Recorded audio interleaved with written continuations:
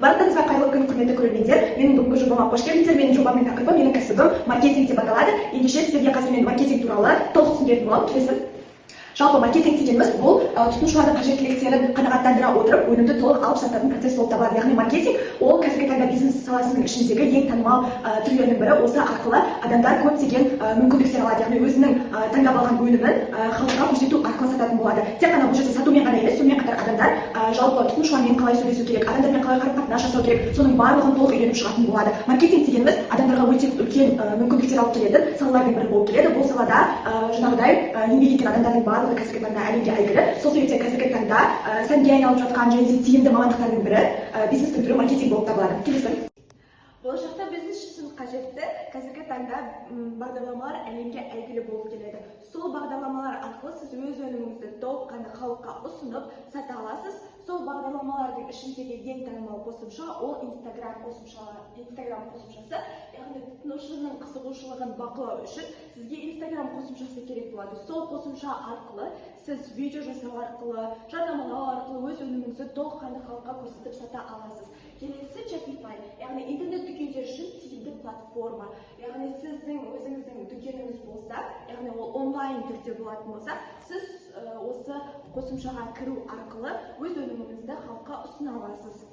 Келесі Canva, креативті контент пен жарнамалық материалдарды жасау үшін сізге Canva қосымшасы керек болады. Яғни сіз өзіңіздің өніміңізді жарнамалағыңыз келсе, оны әдемі қылып бұған контент жасағыңыз келетін болса, осы Canva қосымшасын қолдансаңыз болады. Және де мына жерде көріп тұрғандарыңыздай басқа да қосымшалар бар. Сол қосымшаларды пайдалану арқылы сіз халыққа, яғни өз өніміңіздің қандай екенін, жақсы, жағымсыз, тиімді, тиімсіз жақтарын толыққанды көрсетіп шыға аласыз. Келесі, бұл жерде енді өзім бағана айтып өткенімдей, әлемге әйгілі ғалымдар бар. Жоқ, ғалымдар емес. Енді келесі бөлімде көріп тұрғандарыңыздай, бұл жерде маркетинг стратегиясы, цифрлық маркетинг, трейдинг секілді түрлері берілген. Яғни маркетинг стратегиясы деп отырғанымыз компанияның мақсаттарына жету үшін қолданылатын жалпы жоспар болып келеді. Яғни бағана сөзімнің басында айтып кеткендей, маркетинг стратегиясы толыққанды тоқталып өткен болатынбыз. Яғни ол сіздің жоспарыңыз. Яғни бизнесті бастау үшін, бизнесте бір үлкен жетістікке жету үшін сізге жоспар керек болады. Нақты жоспарыңыз болу керек. Келесі цифрлық маркетинг. Цифрлық маркетинг бұл интернет және цифрлық құралдар арқылы маркетингті жүргізу. Яғни осы цифрлық маркетинг арқылы сіз цифрлық құралдарды пайдалана отырып, өзіңіздің маркетингіңізді одан әрі дамыта аласыз. Брендинг бұл жерде бренд құру және оны нарықта таныту. Брендинг деген жалпы өзіңіздің брендіңізді құрасыз, оны нарыққа жеткізесіз, яғни халыққа бір үлкен бір бренд түрін алып келесіз. Келесі. Бұл жерде маркетингтің негізгі құралдары көрсетілген, яғни маркетингке кірген адамдардың барлығы осы құралдар арқылы өз өнімін халыққа толыққанды ұсына алады. Бұл жерде ең бірінші рекламалық науқандар, яғни интернет, теледидар, радио арқылы сіз өзіңіздің жаңағыдай таңдап алған өніміңізді жарнамалай аласыз. Келесі әлеуметтік медиа, Instagram, Facebook секілді, TikTok желілері арқылы сіз өз өніміңізді, жарнамаңызды халыққа көрсете аласыз. Сол арқылы халықтың қызығушылығын былайша айтқанда оятасыз.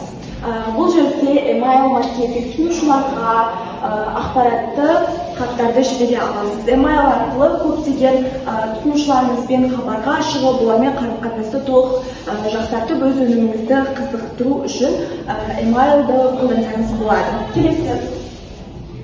Бұл жерде енді маркетинг саласын, жалпы маркетингтен бөлек осы бизнес саласын оқытатын көптеген бізде университеттер бар. Яғни бағанағы көрсеткен жаңағыдай бизнесмендердің барлығы осы университеттерде толыққанды оқып шыққан. Олардың бірі Оксфорд, Гарвард, Кембридж секілді университеттер болып табылады. Осы университеттерде оқу арқылы сіз бизнес әлеміне толық еніп, оны түсініп, оны өзіңіздің бар бизнесіңізді дамыта аласыз. Яғни барлық толық білімді сіз осы университеттерден таба аласыз.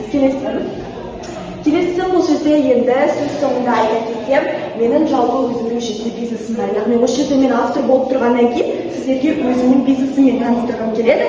Бұл жерде менің жеке бизнесім. Яғни мен жеке бизнесімді ашқан болатынмын осы жақында ғана ашылғаннан кейін мен осы жобаны таңдай отырып, осы жобаға қызығушылығымды таныта отырып, өзімнің жаңағыдай жеке бизнесім болғаннан кейін осы тақырыпты толық таңдап сіздерге ұсынған болатынмын. Бұл жерде көріп тұрғандарыңыздай мен сумка сатумен айналысамын. Яғни қазіргі таңда ол әсіресе қыз балаларға ең керек, ең тиімді жаңағыдай өнімнің бірі болып келеді. Ол тек қана қазір қыздарда ғана емес, сонымен қатар ұл балаларда да бар. Сол себептен де бұл өнім ең тиімді, ең қолайлы өнім деп ойлаймын. Адамдарға қай жерге барсаңыз да, сіз басқа мемлекетке қыдырып барам десеңіз де, басқа дүниелермен айналысам десеңіз де, сізге ең бірінші әрине ол жаныңызда жүретін, жаныңыздағы алып жүрген құралдарыңыздың барлығы салып жүретін сізге сумка керек. Сол себептен де осы бизнесті тиімді, ең керек, қолайлы деп санағаннан кейін мен осы бизнестің түрін таңдаған болатынмын. Сол үшін осы жерден қарап өздеріңіз де алсаңыздар болады, тапсырыс берсеңіздер де болады. Енді мен өзімнің жобамды толыққанды қорытындылай кететін болсам, бұл жоба жалпы сіздерге өте тиімді әрі пайдалы болады. Яғни сіздер бүгінгі менің жобамда бизнестің түрі туралы таныстыңыздар, бизнестің жалпы соның ішінде маркетинг саласы туралы таныстыңыздар, ол адамға қандай пайда береді, ол арқылы адам қандай мүмкіндіктерге қол жеткізеді, соның барлығы менің жобамда сіздер бүгінгі таңда көріп өздеріңіз түсінген болатынсыздар. Яғни бизнес ол қазіргі таңда ең тиімді, ең қолайлы, ең кеңінен таралған мамандықтардың түрі болып келеді. Яғни осы мамандық арқылы сіздер көптеген мүмкіндіктер аласыздар, басқа да салаларға толыққанды үйренуге көптеген мүмкіндіктеріңізді ашасыздар. Сонымен қатар ол адамды жеке тұлға ретінде дамытатын мамандықтардың бірі. Сол себептен де осы бизнес саласын таңдаңыздар және де менің өзімнің жеке бизнесімді де көрген болатынсыздар. Яғни менің осы жобам арқылы басқа да адамдар қандай мамандыққа таңдау керек, ол мамандықтың пайдасы, тиімді жағын барлығын түсіне алады. Жалпы бизнесті таңдап жатқан адамдар осы менің жобамды көру арқылы жаңағыдай бизнестің шынымен де керемет екенін түсініп, жаңа бір әлемге ене алады. Сол себептен де бүгінгі менің жобам осы болды. Және сіздерге көптен көп рахмет. Назарларыңызға рахмет.